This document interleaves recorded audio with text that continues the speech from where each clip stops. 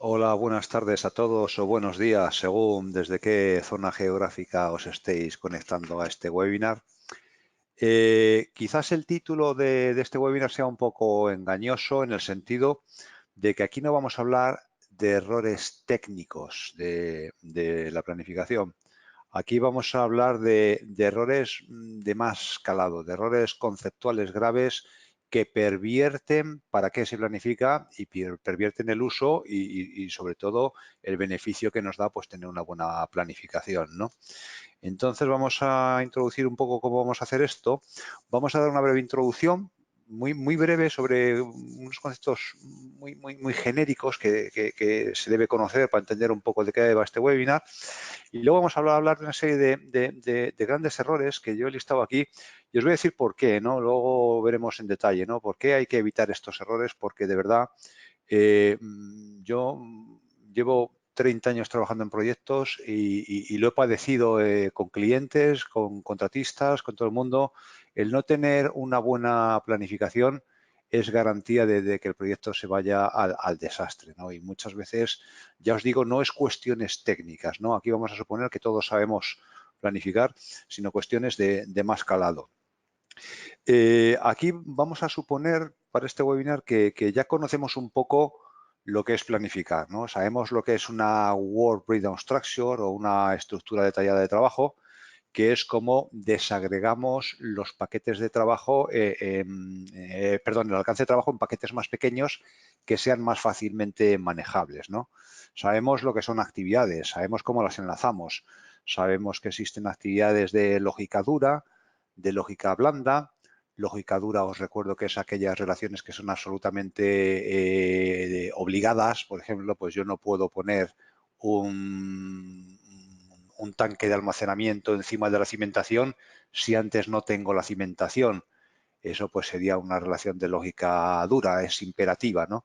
Pero luego hay otras relaciones de lógica blanda en las que ya esa obligatoriedad no existe y las utilizamos pues para secuenciar, ¿no? Cuando tenemos que hacer dos cosas que no dependen una de otra, pero no puedo hacer las dos al mismo tiempo por falta de espacio, de recursos, pues ahí hay una lógica blanda, ¿no?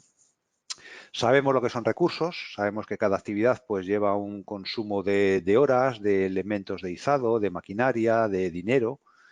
Sabemos cómo hacemos las curvas de recursos, sabemos que bueno, pues la productividad no es constante a lo largo del trabajo, sabemos que es muy pequeña al principio, luego alcanza un punto álgido en el que la productividad es muy buena y luego en la fase final de los trabajos pues la productividad también decae, ¿no? Sabemos lo que es la nivelación de recursos. Sabemos que cuando yo hago la planificación, pues me pueden salir una serie de picos muy altos de recursos que no tengo. Entonces, cuando yo fijo unos umbrales de recursos, pues hay actividades que se me van a mover hacia adelante en el tiempo. Y esto que he puesto en mayúsculas, sabemos lo que es reiteración y sabemos lo que es equipo, ¿verdad? Con todas estas cosas, bueno, reiteración, pues eso, lo comentamos una y otra vez, le damos varias vueltas, porque al fin y al cabo la planificación se hace por varias rondas de aproximaciones sucesivas a la planificación final. Y lo del equipo fundamental porque bueno, pues la planificación siempre es del equipo, como veremos más adelante, ¿no? Estoy dando por hecho que todo esto, pues ya lo conocéis un poco y vamos a hablar de cómo se pervierte el uso y el concepto de una planificación, ¿no? Si no tenemos una buena línea base del proyecto, pues oye, estamos absolutamente condenados al fracaso, ¿no? La línea base a mí me gusta, hago siempre este símil, que es como cuando tú estás conduciendo un avión, ¿verdad? Y tú, bueno, pues eres el piloto y tienes ahí una serie de indicadores que te indican el rumbo, ¿no? Te dan la altitud, te dan la longitud, te dan unas coordenadas y una velocidad y un combustible y tú pues más o menos, aunque estés navegando por una zona de nubes, pues puedes llevar tu avión al destino, ¿no? Si no, pues podría pasar como veis ahí en el mapa, ¿no? Que realmente queremos ir, como veis, de España a Turquía y podemos terminar ahí en Rusia, ¿no? Pues lo mismo pasa en los proyectos. Si no tenemos una buena línea de base, tanto de planificación, también de costes, pero en concreto lo que nos afecta ahora de planificación, pues no vamos a poder obtener unos parámetros que nos digan a dónde vamos, ¿no? Al fin y al cabo, la planificación no solo sirve para organizarse, sino también para detectar desviaciones y corregir el rumbo cuando veamos aquí en nuestros instrumentos de medición el avión se nos ha ido para otro lado, ¿no? Entonces ya, pues, entrando en este contexto, bueno, pues vamos a ver un poco lo que en mi experiencia son los grandes errores al planificar, ¿no? Uno puede parecer muy evidente, ¿no? Pero es no planificar. No planificar, pues decimos, oye, pues mira, no, yo ya sé hacerlo, lo he hecho 40.000 veces, tengo experiencia, entonces pues oye, yo para qué voy a contratar unos recursos y gastarme un dinero y bueno, pues no planifico, ¿no? Pues mira, yo traigo aquí unas frases que me han gustado mucho. Una es de Benjamin Franklin. Yo no sé cómo andáis en inglés. Sabéis que en temas de management pues hay muchas quotes de estos en inglés y que son difíciles de traducir por el juego de palabras que hacen, ¿no? Me gusta mucho esta frase de Benjamin Franklin que dice if you fail, planning to fail, que lo que quiere decir es que si fracasamos al planificar o en planificar, lo que estamos planificando es el fracaso. Y es una verdad, ¿no? ¿Cómo voy a saber dónde voy si no sé lo que tengo que hacer, ni cuándo lo tengo que hacer, ni con qué recursos? Y lo que es peor, lo que os decía antes, ¿cómo voy yo a saber si me estoy desviando del rumbo? O sea, es que de verdad no se puede, ¿no? Warren Buffett es un gran empresario norteamericano, un millonario, y tiene otra frase muy graciosa que viene a decir que un idiota con un plan puede ganar a un genio que no tenga un plan. Y es totalmente cierto. El tener un procedimiento, unas especificaciones, unas planificaciones bien organizadas, que te digan todo. Porque al final, tener en cuenta que en management todo está relacionado. De la planificación vamos a sacar no solo la línea base, por supuesto, sino que va a ir muy ligada al análisis de riesgos y las medidas que nosotros podamos planificar como respuestas a los riesgos, ¿no? No penséis en la planificación exclusivamente como el cronograma, ¿no? Al final es todo un conjunto de herramientas integradas que son los que nos dan la planificación global del proyecto, ¿no? Pero si no, todo parte de los tiempos que pongamos en el cronograma original. Entonces, pues difícilmente podremos planificar bien todas las respuestas, ¿no? Y otra frase que aquí me dice que es de Antoine de Saint-Exupéry. Sabéis que este es un escritor francés que era el escritor del Principito, pero lo cierto es que otras fuentes dicen que esta frase la utilizaba también mucho Walt Disney, ¿no? Que te dice que la diferencia, te viene a decir que más o menos la diferencia entre un sueño y un proyecto es una fecha. Es decir, mientras tú no te comprometes a una fecha, pues oye, son divagaciones o ideas o sueños, pero no es un proyecto. El proyecto es proyecto cuando ya tenemos el compromiso. No, la fecha es esta y aquí es cuando hay que hacerlo. A raíz de ahí surge todo lo demás. A raíz de ahí surge pues toda la organización, toda la asignación de recursos, absolutamente todo, ¿no? Entonces, bueno, pues quedaros con estas ideas. No planificar sería el primer gran error de planificación de proyectos y esto no nos vale, no nos sirve, ¿no? El segundo sería planificar yo. ¿Qué quiero decir con planificar yo? Pues es ese Superman, ¿verdad?, que hay en todas las empresas, que él solo sabe hacer todo y bueno, pues mira, al final el pensar que lo puedo hacer yo todo en proyectos no existe. Por supuesto, pensad que cuando damos estas clases, ¿verdad?, estamos pensando en proyectos pues de cierto tamaño, ¿no? Evidentemente, si mi proyecto es cambiar una ventana, pues a lo mejor, o hacer una mirilla en una puerta, pues oye, a lo mejor no hace falta, ¿no? Estamos hablando de proyectos de cierta consistencia, ¿no? Entonces, este Superman que sepa todo no existe y además, aunque lo supiera, puede no tener tiempo y además es que, oye, los equipos de proyecto son multidisciplinares, cada uno tiene su área de responsabilidad, es el área que maneja bien y al final una planificación tiene que ser de todo un equipo a base de iteraciones y sobre todo de negociación, ¿no? En el momento en que cada área implicada tiene sus objetivos particulares en términos de presupuestos anuales y fechas así, surge esa negociación en la planificación, ¿verdad? Bueno, pues le termina transmitiendo realismo. Una planificación que no sea realista, pues no te la compra la gente. Si la planificación no es factible, nadie va a hacer el esfuerzo de cumplirla. Es muy frecuente que cuando estamos ofertando un proyecto, pues hagamos un primer borrador de la planificación y este borrador llega al departamento comercial y el departamento comercial te dice dónde vais con esta planificación. Con esta no nos llevamos el proyecto, imposible. El cliente quiere la mitad de tiempo. Y llega un momento que en algunas empresas, pues oye, por el ansia de contratación, pues consienten en falsear, porque no tiene otra palabra, en falsear el cronograma y sacar un cronograma que no es realista. ¿Qué ocurre internamente cuando hacemos el proyecto? Pues que como ese programa no hay quien lo cumpla, pues nadie se compromete con él. Al final la gente termina haciéndose sus propias planificaciones y entonces están todas descoordinadas y bueno, al final es un follón. Si la planificación no es realista, pues no hay manera de que esto pueda funcionar. Otra es planificar mal. Planificar mal, es decir, planificar hay que hacerlo de verdad. No vale, no tengo tiempo, ¿no? Me das una herramienta fantástica, pero no tengo tiempo porque estoy muy ocupado. Bueno, vamos a ver, esto no vale. Antes de empezar a trabajar tenemos que saber qué tenemos que hacer y sobre todo cuándo tenemos que hacerlo, porque si no, pues podemos no solo adelantar trabajo. A veces en los proyectos, cuando adelantamos un trabajo, tiene implicaciones colaterales si realmente no has ganado tiempo, porque primero, ¿has dejado de hacer algo importante para adelantar eso que has hecho? Pues a lo mejor no lo tienes claro. Si en la planificación no te vienen bien definidas todas las interfaces, todas las interrelaciones con otras disciplinas, ¿cómo sabes tú si eso había que hacerlo ahí, si no había que hacerlo? Es decir, no vale. La planificación hay que hacerla, no la puedo hacer yo solo y hay que planificar bien, ¿verdad? Insisto, es equipo, equipo y equipo. Cuando vamos a hacer una planificación, hombre, siempre el planificador pues intenta armar un primer boceto, ¿no? Para luego comentarlo, ¿no? Un planificador de cierta experiencia, lo cierto es que él sería capaz, un planificador senior con experiencia razonable podría planificar un proyecto casi, pues digamos al 70-75%, ¿no? El que te diga más, a lo mejor peca un poco de soberbia, ¿no? Porque los proyectos siempre tienen muchísimos stakeholders, muchísimos interesados, muchísimas dependencias de unos con otros, muchísimos intereses contrapuestos, ¿verdad?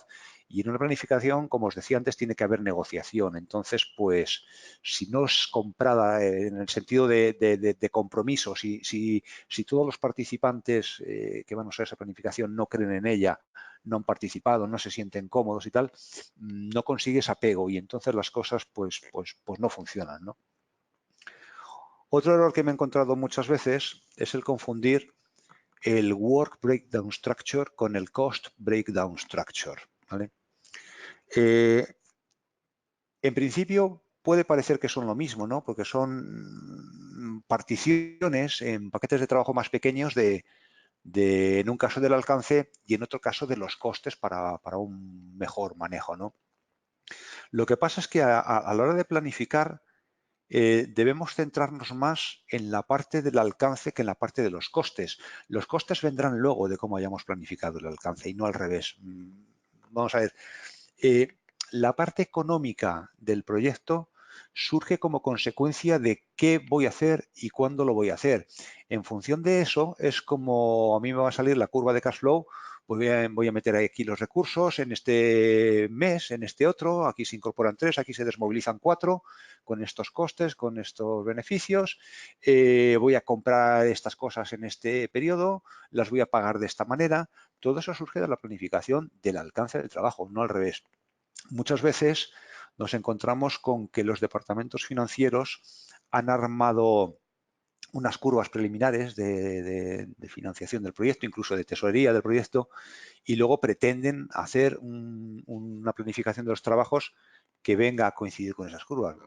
Mi experiencia es que esto es muy difícil, entre otras cosas porque el proyecto tiene mucho más ámbito o mucho más, llega mucho más lejos que el producto final del proyecto. Me explico. Cuando nosotros hacemos un proyecto, el objetivo final es entregar al cliente algo, ya sea un servicio o un edificio o un puente o una refinería, lo que sea, ¿no? Llega un momento en que hacemos la transición, la transmisión de la propiedad y ya lo tiene el cliente para explotación, ¿vale? Eso sería el output del proyecto, ¿vale? pero el producto del proyecto. Pero el proyecto es mucho más allá. El proyecto empieza mucho antes de la ejecución, ¿vale? Cuando estamos en la fase de buscar financiación para el mismo, de hacer unos estudios de viabilidad del mismo. Es decir, fijaos que la parte, digamos, constructiva de un proyecto, lo que es la parte de ingenierías, compras, construcción y comisionado y puesto en marcha, ¿no? Pues es solamente una parte del proyecto total. Antes ha habido unos estudios de viabilidad, ha habido unos estudios de financiación, de rendimientos, a ver si lo hacemos, si no lo hacemos. Incluso puede haber estudios medioambientales para ver si podemos hacer el proyecto de acuerdo a las nuevas normativas, también, pues todas estas cosas. Pero incluso después del proyecto, cuando ya le hemos hecho la transmisión al cliente, pues hay unas cosas que se llaman garantías, que suelen durar desde unos meses hasta un par de años, ¿verdad? ¿Qué quiere decir esto? Que desde que nosotros empecemos a trabajar físicamente en el alcance del producto, objeto del proyecto, hasta que terminamos y más allá, hay centros de coste que van a estar por delante y por detrás. Pensar, por ejemplo, como os decía, en las garantías, ¿no? En las garantías, oye, pues ahí tendremos que tener unas provisiones que van a durar mucho más que el alcance de trabajo, ¿no? ¿Estas provisiones son alcance de trabajo? Pues yo creo que no. Tendrán un código de costes, pero no tendrán un código en la estructura detallada de trabajo. Y un seguro de cambio, por ejemplo, imaginaros que estamos trabajando en un entorno internacional, me pagan en una moneda, yo no quiero especular porque mi objeto de negocio principal no es la especulación financiera, sino el hacer proyectos, un seguro de cambio. Y luego yo empiezo a trabajar y tengo aquí unas cimentaciones, unas estructuras metálicas, unas zanjas, unos cables.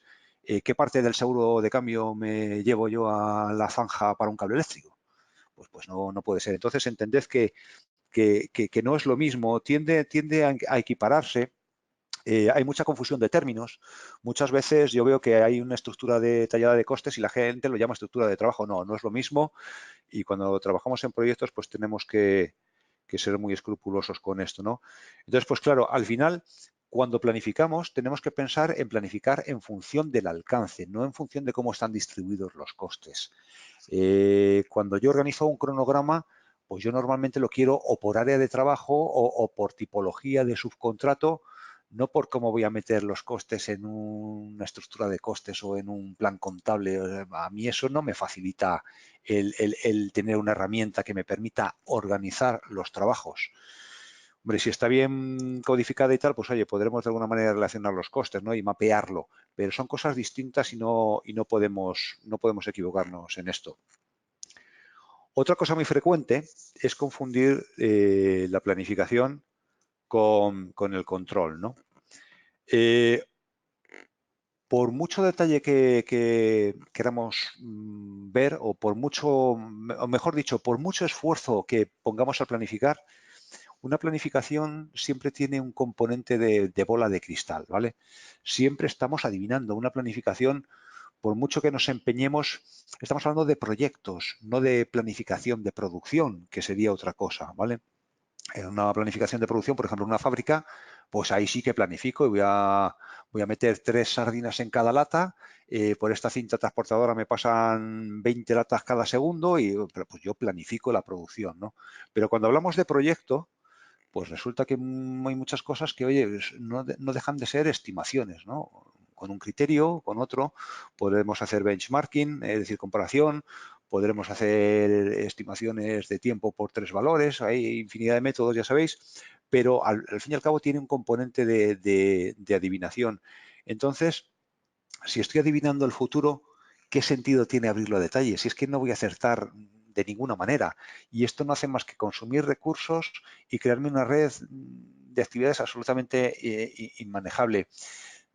Yo puedo saber más o menos con cierto grado de confianza lo que voy a hacer el primer mes, el segundo, el tercero, pero ¿y dentro de 2 años? Si yo no sé cómo va a ir el proyecto, todos los esfuerzos que yo meta ahora en planificar en detalle, pues no van a ir bien, ¿no? Pero es que luego además, cuanto más grande sea la herramienta, más difícil es manejarla. Y cada vez los clientes quieren más el utilizar los cronogramas como herramientas de control de producción y te piden que metas los recursos y que metas los avances de progreso y que metas todas estas cosas. Esto está bien, perfecto, fantástico, si eso hay que hacerlo, pero a lo mejor el cronograma no es el sitio adecuado.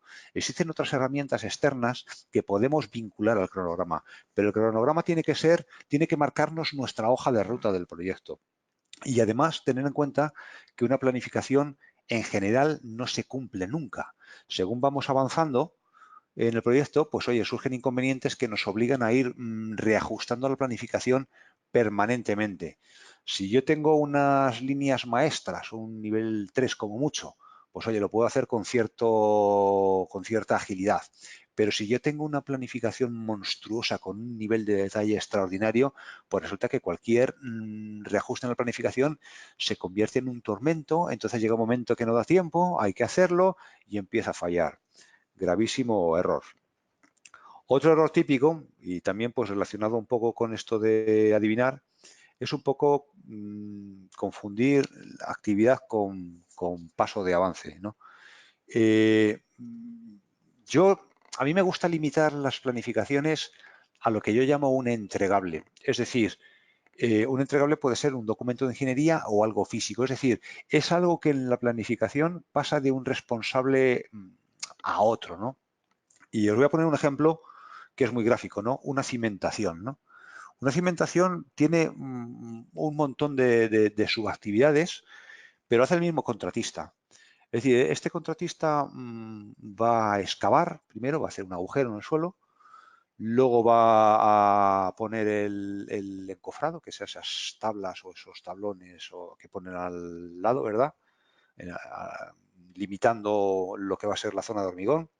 Vamos a poner todos los hierros de rigidización de la cimentación, toda la ferralla. Vamos a vertir el hormigón, ¿verdad? Aquí encima. Mientras se seca lo vamos a ir batiendo, ¿verdad? Para que saque todo el aire y no haga pues esos grumillos que hace y tal y esté todo en la densidad adecuada. Luego vamos a retirar el encofrado, vamos a hacer los acabados finales. Pero al final, ¿qué es lo que yo tengo? Yo lo que tengo es una cimentación. Entonces, ¿vosotros creéis que de verdad, si una cimentación a mí me va a llevar, pues yo qué sé, depende del tamaño, pero de una semana a 3 meses, ¿no? ¿De qué me sirve a mí abrir cada cimentación si yo lo puedo medir eso a efectos de control? Lo puedo medir como pasos de avance. Sabéis que para medir el progreso del proyecto, pues nosotros asignamos unos pesos relativos a todas las actividades y le asignamos unos pasos de avance. Yo, por ejemplo, para calcular cómo está la cimentación, pues yo podría decir, venga, pues voy a considerar que cuando la excavación está hecha, la cimentación pues lleva hecho el 10%. Y que cuando he puesto el encofrado, pues hay otro 15% de avance hecho, ¿no? Bueno, pues esto pues ya llevaría, cuando he hecho la excavación y el encofrado, pues llevaría el 25%, ¿no? Esto lo conocéis, ¿verdad? Bueno, pues entonces, a efectos de planificar, meter lo que serían pasos de avance en un cronograma, lo único que hace es multiplicar exponencialmente el número de actividades y de relaciones que tengo, con lo cual al final tenemos un monstruo de control que no de planificación. Porque luego cuando yo tengo que replanificar o ajustar todo, pues me encuentro con un montón de actividades. Pensar que no hay un estándar mundial que avale esto, ¿no? Pero si veis distintas escuelas de pues, tipo el PMI o la American Association of Cost Engineering o el International Project Management Association, sí hay cierto consenso, aunque no hay nada fijado, digamos, de manera categóricamente, pero sí hay cierto consenso en que para poder llevar una planificación de manera eficaz y eficiente, un planificador podría manejar un programa de unas 2.000 actividades, ¿vale? O podemos irnos a 3.000 o si hay mucha complejidad pues serán 1.800, pero ese sería el baremo, ¿no? Entonces, si yo tengo una planificación de 2.000 actividades y meto los pasos de avance y resulta que tengo de promedio pues 4 o 5 pasos de avance por actividad, ya he creado una planificación de 10.000 actividades y ese planificador está muerto. Y el director de proyecto no tendrá los indicadores que decíamos antes en la cabina del piloto, ¿os acordáis? Cuando necesitamos esos indicadores para saber a dónde tenemos que ir, pues mal asunto, ¿no? No lo tendríamos. Entonces, pues esto malo, ¿no? No confundamos el control de producción con la planificación, que para eso hay otras herramientas más poderosas que también podemos vincular pues con nuestros softwares de planificación, ya sea Project o SureTrack o el archifamoso Primavera P6. Otra cosa es el camino crítico. Y aquí, bueno, pues voy a hacer una pequeña aclaración del camino crítico, ¿vale? Sabéis que el camino crítico, por definición, pues es o el que tiene holgura cero o el más largo del proyecto, ¿no? El más largo medido desde el principio hasta el final, claro. ¿Qué significa que tenga holgura cero el camino crítico? Pues significa que cualquiera de las actividades que lo componen, cualquier retraso que tenga, ese retraso se traduce directamente a la terminación del proyecto. Entonces, claro, podéis entender perfectamente que esto va a depender mucho de cómo construyamos la lógica de la red. La lógica de la red se refiere a los enlaces entre las actividades. Y entonces esto que os voy a decir, pues hay quien no lo quiere escuchar, pero esto es una realidad matemática e incuestionable. El camino crítico no lo da el cronograma. El camino crítico lo da la persona que está manejando el cronograma, en función de los enlaces que mete. Aquí, obviamente, la persona que maneja el cronograma, pues volvemos a insistir, estará en coordinación con el equipo y habrá hecho reiteraciones y tal, pero salvo las actividades de lógica dura, que son absolutamente imperativas, como os decía antes, lógica dura, que va una antes que otra por necesidad física imperiosa o de permisos, de lo que sea, salvo las actividades de lógica dura, las de lógica blanda, el enlace final-comienzo es muchas veces cuestionable. Muchas veces utilizamos este enlace para secuenciar las actividades, pero si llega el momento, pues a lo mejor no es necesario del todo que la actividad anterior esté terminada al 100% para que yo pueda comenzar con la anterior. Es decir, podría ser que este enlace que está puesto como final-comienzo, pues yo pudiera cambiarle a comienzo-comienzo con un decalaje o final-final con un decalaje. ¿Y esto qué haría? Pues me cambiaría las restricciones que me están dando holgura cero. Entonces esto es importante porque todos los proyectos, más allá de lo que nos diga la aritmética de los enlaces que pongamos, todos los proyectos, cuando ya los hemos hecho X veces, pues sabemos que tienen un, llamémoslo, camino crítico conceptual, ¿vale? Que no de la red, ¿vale? ¿Y a qué me refiero con esto? Pues siempre hay alguna compra que es crítica, que tiene un plazo de entrega demasiado largo, que nuestra experiencia nos dice que vamos a tener muchos problemas técnicos durante su fabricación porque es un equipo muy complejo y tal. Y a veces, pues por la lógica de la red, pues esto no sale crítico. Nosotros hemos pintado nuestro cronograma y resulta que en nuestra experiencia el equipo más crítico del proyecto no sale crítico. Podríamos pintarlo. ¿Cómo se pinta esto? Bueno, pues ahí le metes un laje en determinada actividad, un decalaje, y puedes pintarlo como crítico. Pero al hacerlo bien, resulta que no sale crítico, que tiene una holgura, pues a lo mejor de 2 meses, ¿no? En un cronograma de 2 años.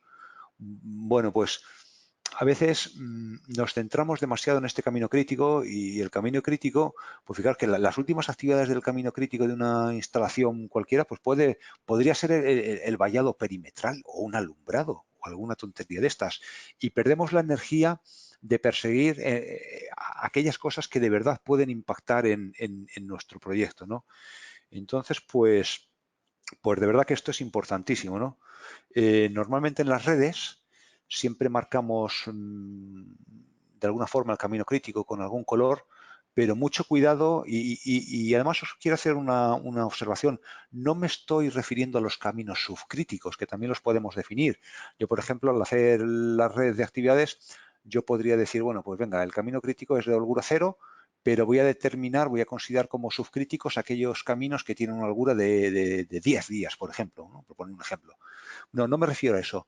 Me refiero a estas cosas gordas, que normalmente sabemos que ocurren, ¿no?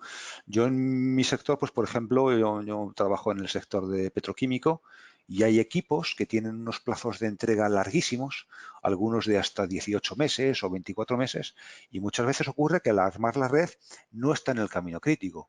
Pero todos sabemos que eso por condicionantes de entrega, por condicionantes de diseño previamente, por condicionantes constructivos, antes o después nos la va a liar a lo largo del proyecto.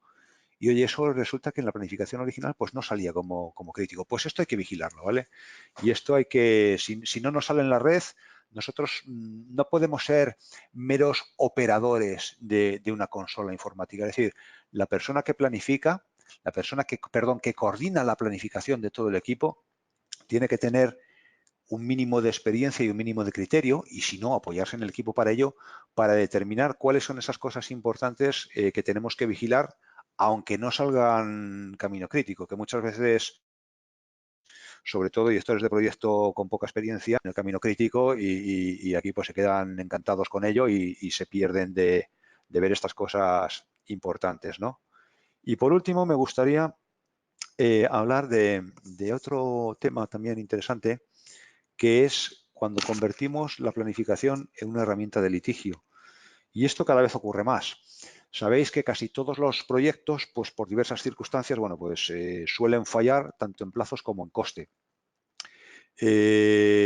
Normalmente, bueno, estos son datos de un estudio de Ernst & Young que hizo en 2014 en el sector petroquímico, y venía a decir que en torno al 60-65% de los proyectos terminan por encima de coste y el 73% por encima de plazo. Entonces, claro, esto es una barbaridad, se sabe de antemano. Esto está muy relacionado con lo que os decía antes, ¿verdad? Con el ansia de muchas veces de llevarnos el proyecto y, bueno, pues hacer ofertas no solo a la baja, sino también muy agresivas de cronograma. Y entonces, bueno, pues luego empezamos a hacer el proyecto y resulta que es imposible. Y entonces nuestros jefes, la gerencia nos dice, bueno, pues como somos muy listos, pues sabemos que la planificación está mal, pero vamos a empezar a meter en ella todas aquellas cosas que nos puedan luego servir de justificación para retrasos. Vamos a meter aquí pues cualquier permiso que nos tengan que dar, cualquier relación externa que tengamos con cualquier vendedor, subcontratista, suministrador de algún servicio, con lo que sea, y lo vamos metiendo ahí y llega un momento que estamos planificando de manera más preventiva que proactiva, ¿no? Nosotros cuando planificamos tenemos que pensar siempre en servir los objetivos de nuestro cliente, que al fin y al cabo son los nuestros, ¿no? Si nosotros estamos planificando anticipadamente para abrir la herramienta, pues de alguna manera se nos pervierte el uso. Esto no quiere decir que no metamos estos eventos en el cronograma, pero hay que meterlos pensando en positivo. Es decir, no podemos iniciar un proyecto con una mentalidad de yo gano o tú pierdes. No, aquí hay que ir siempre pues, con lo que llamamos una aproximación win-win, ¿no? Ganar-ganar. Aquí tenemos que ganar todos, ¿no? Y cuando planificamos todas estas relaciones que algunas personas utilizan para defenderse en un litigio, que oye, luego también, pero inicialmente hay que planificarlas pensando en si son útiles para el proyecto. La mayoría de las veces, todas estas cosas de terceros, está muy bien meterlas en la planificación porque son interfaces que debemos controlar, es decir, si yo voy a hacer una obra civil y necesito que alguien me dé agua, alguien quiere decir, o sea, aunque lo pague yo, pero tendré que conectarme a alguna toma pública de agua, ¿no? Y llevarla hasta mi obra. Pues alguien tendrá que darme un permiso para conectarme ahí, ¿no? Y ese alguien, pues a lo mejor es una autoridad municipal o la autoridad que gestiona el servicio público de agua. Bueno, pues eso hay que meterlo ahí. ¿Quién coordina esas interfaces? ¿Esa gestión de ese permiso es del cliente? ¿Lo tengo que hacer yo? Pues oye, pues está muy bien, ¿no? Meter todo esto ahí, ¿no? Pero también para el control de las interfaces, pues oye, existen las matrices RACI, ¿no? En las que ahí pues definimos quién es el responsable, cuándo tiene que hacerlo y tal. Y oye, pues igual que os decía antes, ¿no? Hay otras herramientas. A lo mejor la planificación no es el sitio más adecuado para meter esto. Un poco, pues, como cuando os decía con el detalle, ¿no? Que al confundir la planificación con el control. Si empezamos a meter cosas y cosas y cosas, pues las planificaciones se convierten en monstruos, ¿no? Y sobre todo, pensar, relacionado con esto, con el litigio, que vamos a andar replanificando permanentemente, ¿no?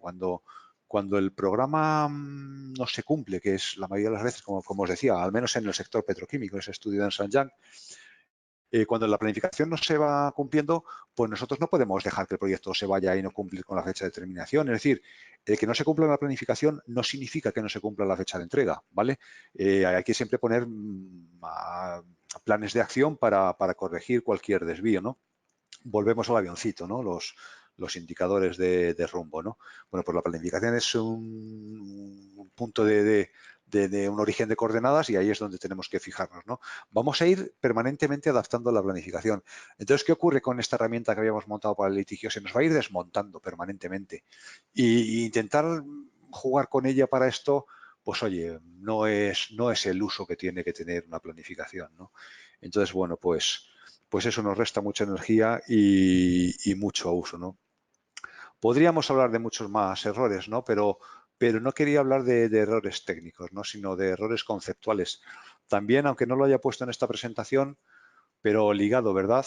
Ligado con todo lo anterior, es importante que esté todo planificado. Todo. Cuando hablamos de planificar mal, es decir, hay que estudiar el alcance, tiene que estar absolutamente todo, porque si no, cuando metamos más cosas por detrás, aunque no sea en el cronograma, sino en herramientas externas, pues los recursos y todo el impacto que esto tiene en las curvas de financiación y de tesorería, pues si algo nos dejamos fuera, malo, ¿no? Entonces, bueno, pero tampoco pues caer en aumentarlo artificialmente. Entonces, ni cuenta, ni sistema de medición de control, ni steps de avance, ni herramienta de litigio, ni todas estas cosas, lo único que hacen es conseguir que esto crezca exponencialmente y no sirve para nada. Hay un approach en planificación, una herramienta que se llama la planificación por oleadas y que es muy recomendable, ¿no? Es decir, yo cuando empiezo a planificar, pues yo hay muchas cosas que no las puedo planificar en detalle porque necesito un cierto desarrollo del proyecto para poder planificar fases sucesivas de este proyecto, ¿no? O incluso disciplinas que vengan aguas abajo, ¿no? de estas tareas, ¿no? Bueno, pues una planificación por olas, un wave planning, lo que consiste es en que yo hago una hoja de ruta pues a un nivel bastante resumido. Como os decía antes, si yo no sé cuándo voy a hacer cuando yo digo que voy a cerrar la cimentación dentro de 2 años, no deja de ser la bola de cristal que os ponía antes. Si lo abro a más detalle, pues más bola de cristal, ¿no? Pues lo que hace esta planificación wave plan es que yo lo hago a un nivel muy resumido y voy abriendo según vaya acercándome. Pues, por ejemplo, a 3 meses vista. Yo voy haciendo el proyecto y voy permanentemente abriendo a un nivel de detalle a 3 meses vista. Bueno, pues ahí pues sí tengo cierta capacidad de acertar, ¿no? O cierta posibilidad de acertar. Pensar que cada vez más los costes indirectos de los proyectos están creciendo y creciendo, ¿no? Y muchas veces, pues oye, fijaros que pudimos ir a la Luna sin Microsoft, ¿verdad? Sin Windows, y ahora nos cuesta mucho ir con todas las herramientas que tenemos, ¿no? Yo a veces pienso que hemos creado demasiados controles, demasiadas herramientas y que muchas veces nos ponemos piedras en nuestro propio camino, ¿no? Las cosas hay que hacerlas más ágiles y sobre todo ser muy eficaces, por supuesto, pero también eficientes. Y en la planificación, pues especialmente, ¿no? Y bueno, pues estos son los grandes errores que yo me he encontrado, pues a lo largo de mi experiencia, ¿no? Probablemente otras personas tengan otros, vosotros a lo mejor tenéis otros mismos y bueno, pues a partir de ahora abrimos unos minutos, si queréis, para hacer alguna pregunta. Bueno, podemos aclarar cualquier punto anterior o profundizar en alguno de ellos, o incluso quizás a alguno de vosotros pues le apetezca compartir alguna experiencia que pueda tener al respecto, ¿no? Porque esto ya os digo, lo que os he contado aquí difícilmente lo vais a ver en un manual. Si veis por ahí errores de planificación, siempre van a ser cuestiones técnicas. No te olvides de poner el enlace, no te olvides de poner la duración, no te olvides de poner el código de no sé qué. usar el calendario adecuado. No, eso son cuestiones técnicas. Aquí hablábamos de cuestiones más conceptuales, más, no me gusta la palabra, pero casi filosóficas, si queréis, ¿no? A partir de ahora, pues si queréis, podemos abrir unos minutos de preguntas.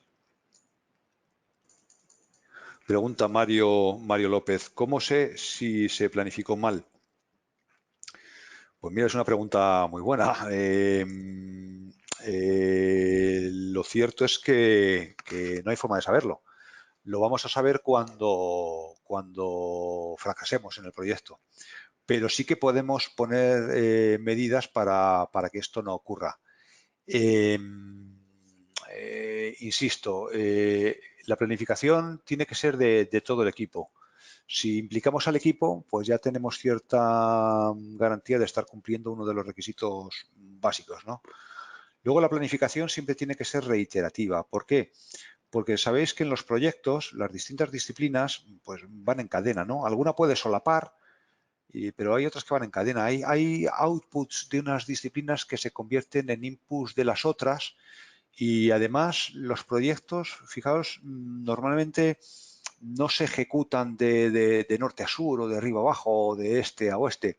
Los proyectos son unos trabajos que a mí me gusta hacer el símil de que van creciendo en densidad, ¿no?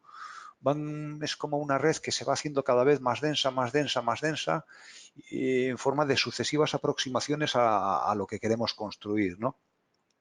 Entonces, pues, ¿qué es lo que ocurre? Que en la medida en que hagamos estas reiteraciones, pues más garantía tenemos de que la planificación esté bien hecha. Si hemos implicado al equipo, ha planificado uno, el que viene detrás hace su estudio, retroalimenta al primero, vamos al tercero, el tercero retroalimenta, bueno, pues aquí la labor del planificador pues sería un poco coordinar todas estas reiteraciones, pero siempre es lo mismo, equipo y reiteraciones. Aquí tenemos otra pregunta, uy, hay muchas, a ver cuántas nos da tiempo a contestar. Dice, mi pregunta es cómo manejar las reprogramaciones que son objeto, esto nos lo pregunta Andrea Muñoz, cómo manejar las reprogramaciones que son objeto de una acción que exige el mismo cliente y afecta a recursos definidos del proyecto o contrato. ¿Cuál herramienta recomienda usar? Bueno, esto ya es una cuestión más técnica, ¿no? Muchas veces, pues oye, es cierto que tenemos que replanificar porque el cliente ha hecho algo, ha hecho una acción. Aquí no es lo mismo, pensar que no es lo mismo actualizar una programación que reprogramar, ¿vale? Actualizar es cuando yo voy metiendo mis actuales en la programación, los software de programación pues automáticamente me reorganizan todo lo que todavía no está ejecutado en función de la lógica interna, ¿vale? Y aquí yo puedo hacer pequeños ajustes para manejar para dejar las ventanas globales más o menos como estaban al principio. Reprogramar ya es otra cosa, ¿vale? Reprogramar es cuando ya se ha producido un evento que impacta dramáticamente o mínimamente, pero de manera importante, importante en el sentido de que no se puede evitar, inevitable, perdón, quería decir, impacta inevitablemente la terminación del proyecto. Entonces hay que reprogramar, porque el proyecto tiene una fecha de terminación. Aquí al reprogramar, bueno, pues podremos discutir, Andrea, si el coste de los planes de acción que pongamos en curso pues son transmitibles al cliente o no. Ahí dependerá de cómo esté redactado el contrato. En cualquier caso, herramientas, bueno, pues si te refieres a herramientas técnicas, pues cualquier software de programación. Si te refieres a más que herramientas, a procedimientos, yo vuelvo a insistir, siempre es lo mismo, ¿vale? Estas cosas hay que compartirlas siempre con el equipo. No vale eso de que yo inyecto en el cronograma el evento que está distorsionando el programa y a partir de ahí yo me pongo a reorganizarlo. Eso no suele llegar a buen término, ¿verdad? Nadie mejor que los especialistas que hacen el proyecto para saber el impacto que tiene sobre su trabajo lo que un tercero le está impactando, ¿no? Entonces, pues ahí siempre equipo y reiteración, equipo y reiteración. Pregunta José Marín, ¿cuánto debo confiar en las herramientas versus mi experiencia y la experiencia del equipo al momento de planificar? Vamos a ver, las herramientas no planifican. Yo lo siento en el alma, pero las herramientas pintan la planificación. La planificación la hace el equipo. Es decir, la planificación, la herramienta no decide si la actividad va antes que la B o la B antes que la C. Eso lo pone el señor que planifica, ¿no? El que planifica no, planifica el equipo. El señor que maneja el software de planificación. Entonces aquí la experiencia, la tuya propia y la del equipo, insisto, el equipo es absolutamente fundamental, ¿vale?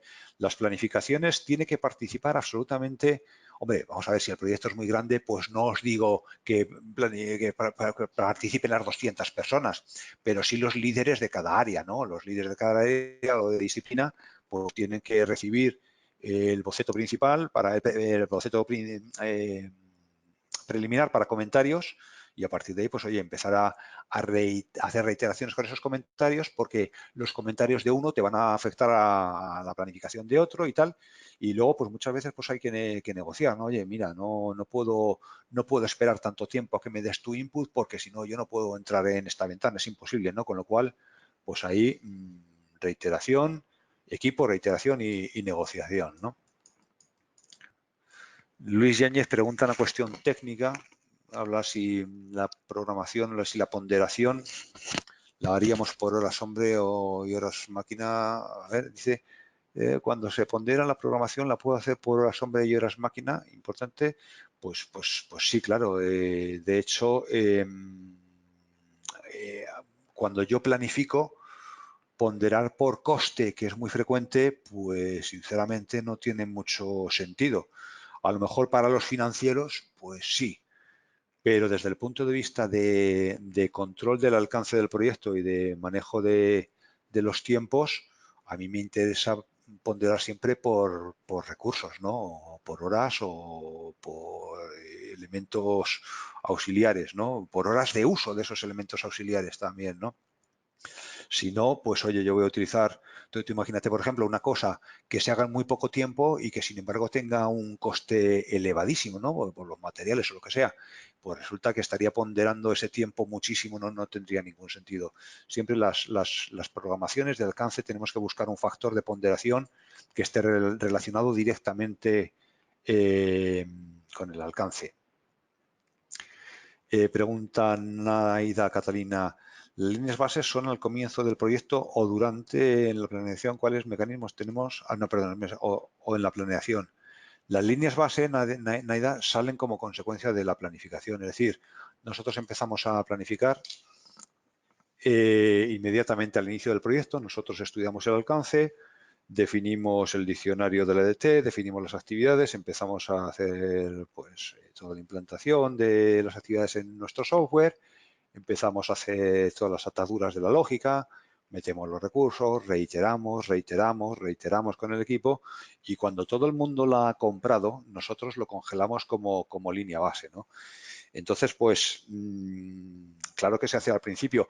Es cierto que lamentablemente la línea base del proyecto no puede estar el día cero del proyecto, porque sabéis que, bueno, pues de acuerdo al mapa de procesos del Project Management Institute, la planificación sería la segunda fase de un proyecto, ¿no? Primero tenemos la de inicio y luego tendríamos la de planificación.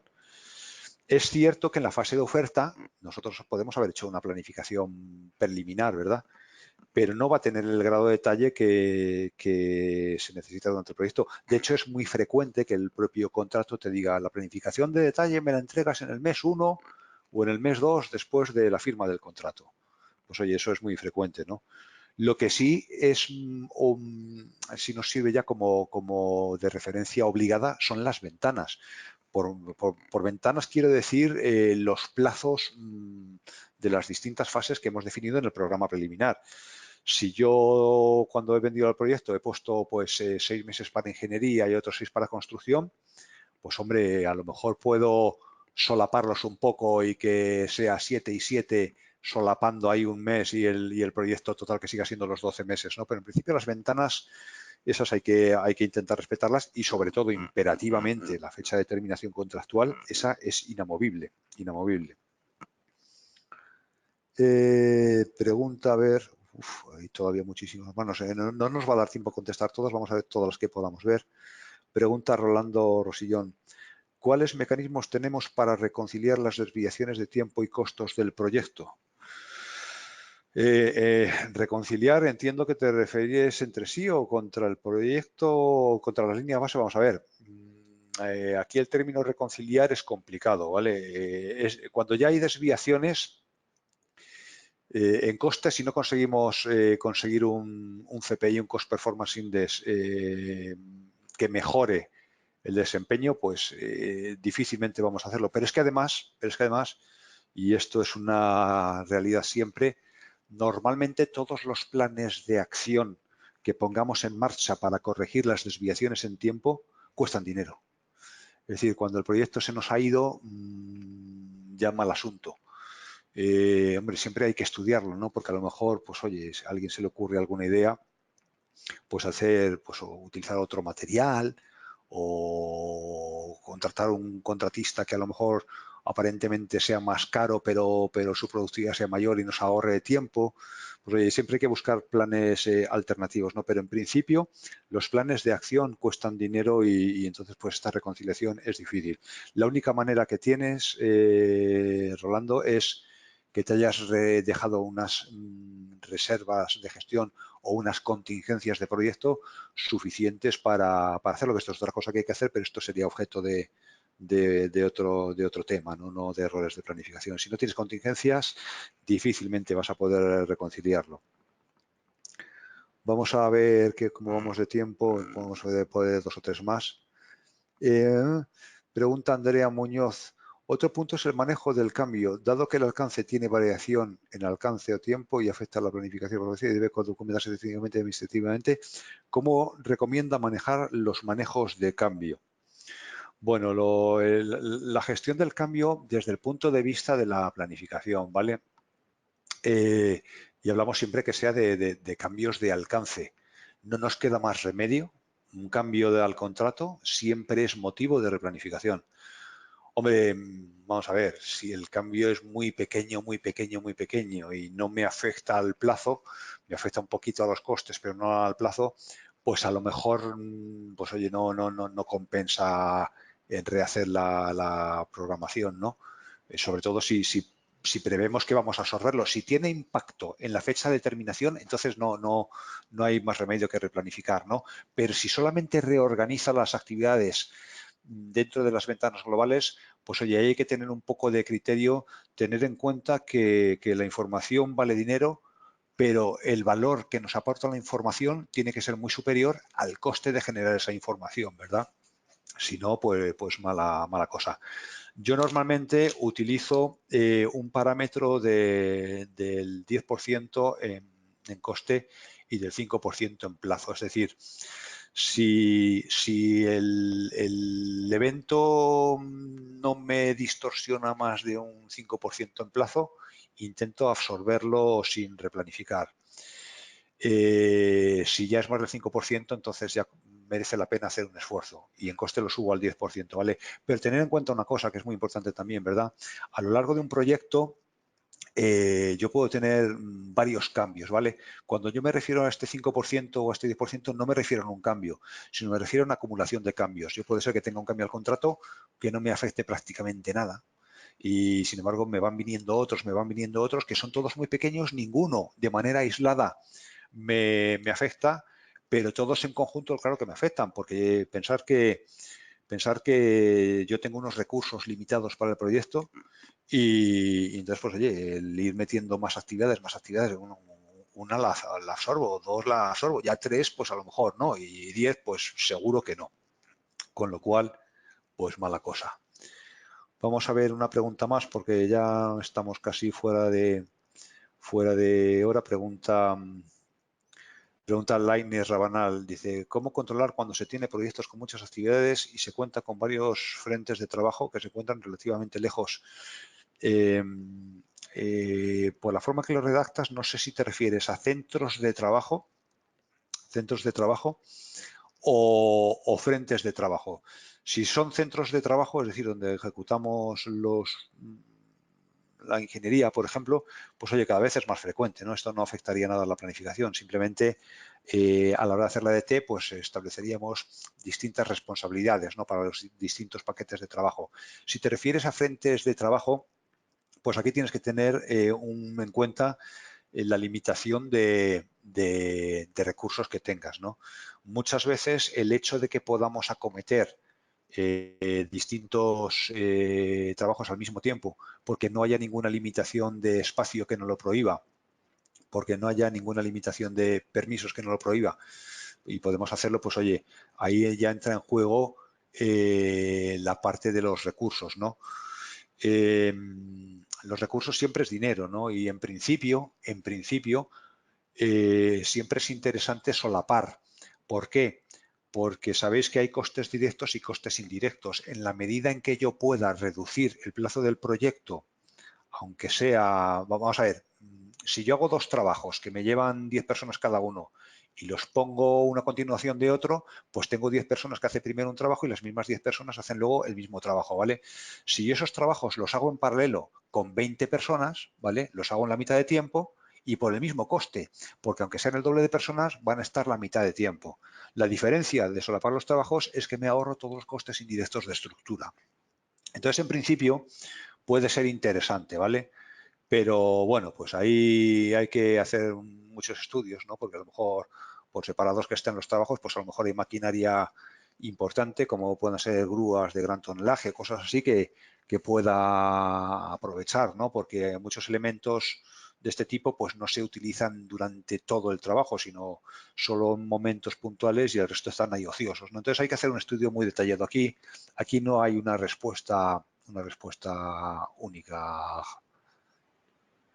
A ver qué me dice Diego Carrión. Dice, ¿cómo saber qué es un paso de avance o una fase insignificante? No, vamos a ver, aquí por pasos de avance vamos a ver, cuando nosotros establecemos un sistema de medición de progreso por avance físico, pues nosotros tenemos que determinar cómo vamos a reportar, a transformar el consumo horario en cantidades equivalentes, ¿no? Nosotros vamos trabajando y vamos gastando horas y a lo mejor el producto todavía no está terminado, ¿no? Por hacerte un símil, ¿no? Por hacerte un símil, yo cojo un entregable de ingeniería, un plano cualquiera, y este plano, pues, va a trabajar una persona en él durante X días y este plano va a tener una serie de emisiones, ¿no? Pues va a tener una primera emisión para comentarios, luego a lo mejor pues tiene una emisión para diseño, luego tendrá una emisión para construcción y al final del proyecto pues a lo mejor tiene una emisión as built, que se llama, ¿no? Según construido, ¿no? Para incorporar pues cualquier modificación que se haya hecho en obra para adaptarse a las circunstancias del momento, pues a lo mejor hay que corregir el plan, ¿no? Entonces, pues claro, yo no quiero desvincular el avance físico del proyecto con el avance de costes del proyecto, porque si no, no podría hacer metodología de valor ganado, ¿no? Entonces, bueno, pues a mí me interesa medir el avance físico. Entonces, bueno, pues yo intento calcular, ¿no? Por mi experiencia, hago un brainstorming con todo el equipo y decimos, pues oye, pues mira, por la experiencia, pues la primera emisión para comentarios consume el 50% del tiempo que vamos a dedicar a este plano, ¿no? Bueno, pues yo diría que el avance físico del plano es el 50%, ¿no? Normalmente las empresas grandes esto ya lo tienen totalmente establecido y procedimentado. Incluso muchos clientes tienen el suyo. Yo me he encontrado muchos proyectos que tengo que llevar una doble medición de progreso físico, una para el cliente y otra interna, ¿no? Porque cada uno pues intenta un poco que le sirva a sus intereses particulares, ¿no?